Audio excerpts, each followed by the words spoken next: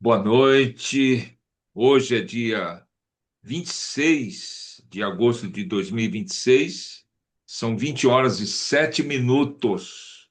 E hoje nós estamos novamente nos reunindo aqui para conversarmos a respeito da palavra de Deus. Não estive pensando.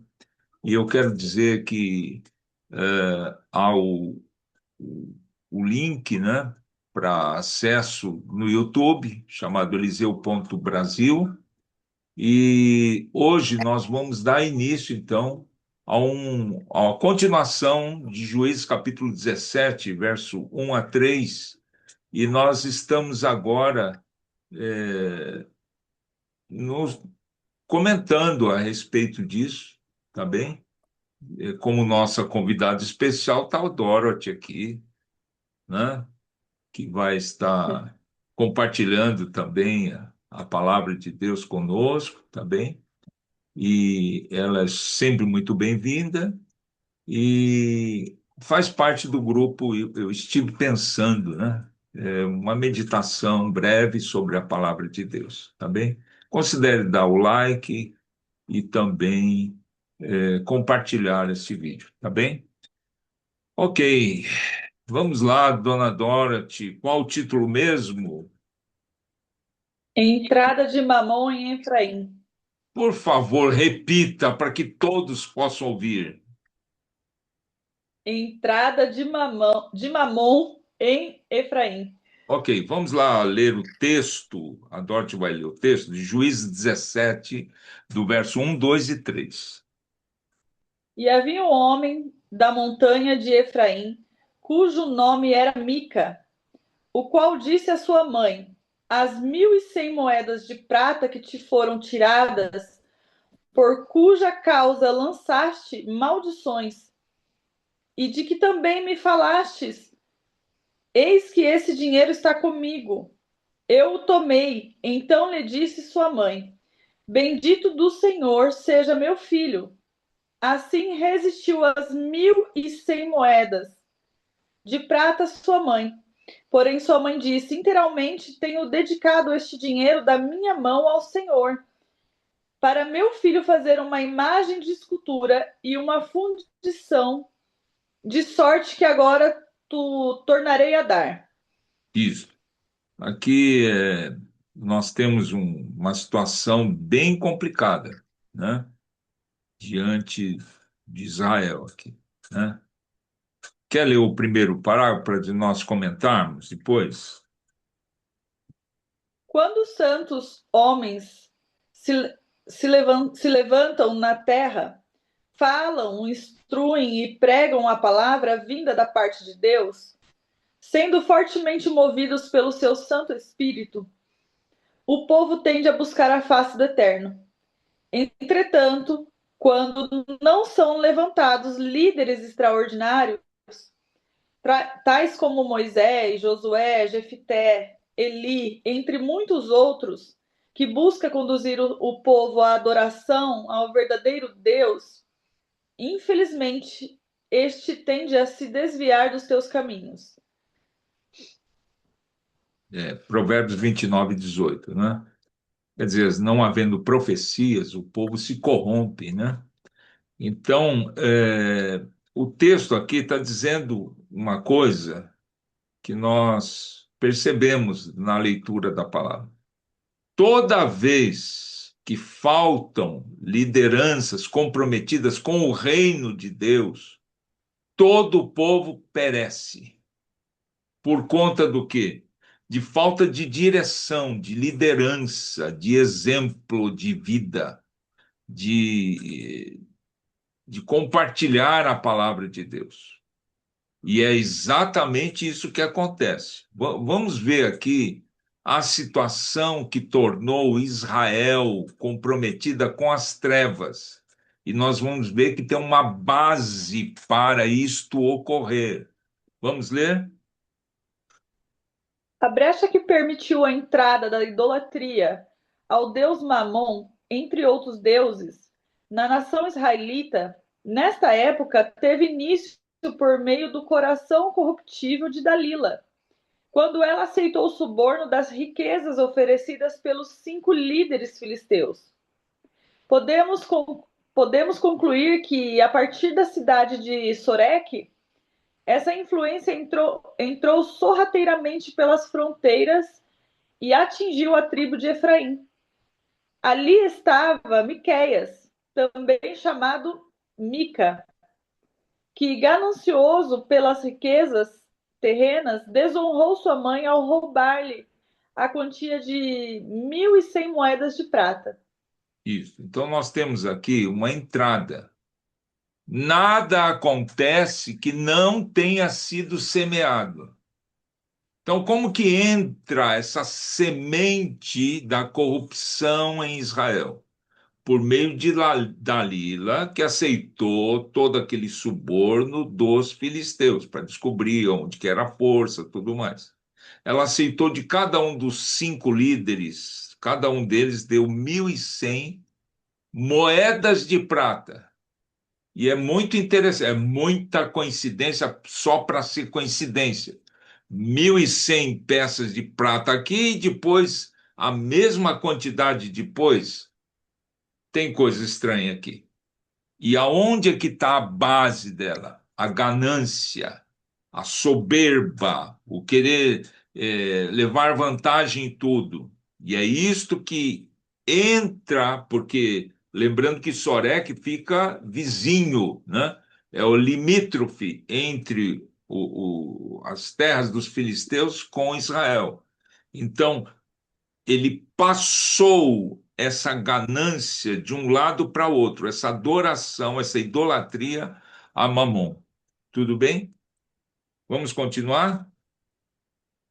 Quando percebeu a falta das suas moedas, sua mãe, tomada pela ganância e com o coração amargurado, precipitou-se sem saber que seu próprio filho era o autor do furto, lançando uma pesada maldição sobre o responsável. Quando soube da maldição lançada, Mica confessou seu pecado perante sua mãe e apressou-se em restituir as moedas. Imediatamente sua mãe retirou e anulou as palavras de maldição, lançando uma nova palavra de bênção sobre ele. Isso. O que que nós estamos aqui observando? Ela muda as palavras.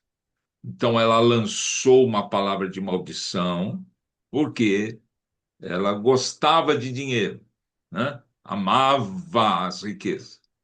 E aí, quando o filho devolve, sabe da maldição e devolve para ela, ela imediatamente anula aquelas palavras de maldição. Aqui nós estamos vendo aqui alguns itens para a gente perceber dentro das escrituras sobre cura e libertação. Como é que funciona no reino espiritual? Eu sempre tenho dito, às vezes as palavras têm muito poder, né? Poder de vida e morte está no poder das palavras. Então, conforme ela lançou e atingiu justamente o filho falou assim: opa, peraí, deixa eu consertar isso daí, porque palavra de mãe é mais poderosa do que um raio, né? Caiu um raio em cima do filho. Então, ele imediatamente consertou aquilo, tá bem? Então, ela teve que retirar aquela palavra e lançar uma palavra de bênção sobre ele, porque o inimigo das nossas almas ia pegar aquilo lá e ia atormentar o filho continuamente. Tudo bem? Vamos continuar? Amados, as moedas de prata eram, na verdade, a materialização contaminada de Mamon, o deus do dinheiro e das riquezas. Nisso, mãe e filho estavam claramente em absoluta concordância e sintonia. Por isso enviaram o dinheiro para ser derretido e transformado em uma imagem de escultura angelical, ou talvez em uma réplica da Arca da Aliança, ou algo semelhante. O intuito deles era estabelecer um centro de adoração a Deus em sua própria casa.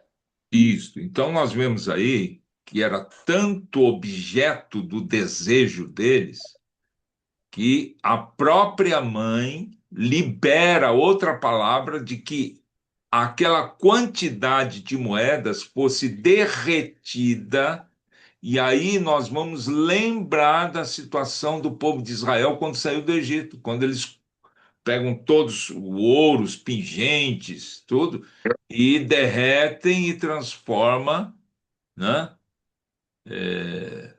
naquele símbolo, né, de idolatria. Então, aqui é a mesma coisa, nós não sabemos a imagem que foi feita. Provavelmente podia ser, inclusive, uma réplica da Arca da Aliança.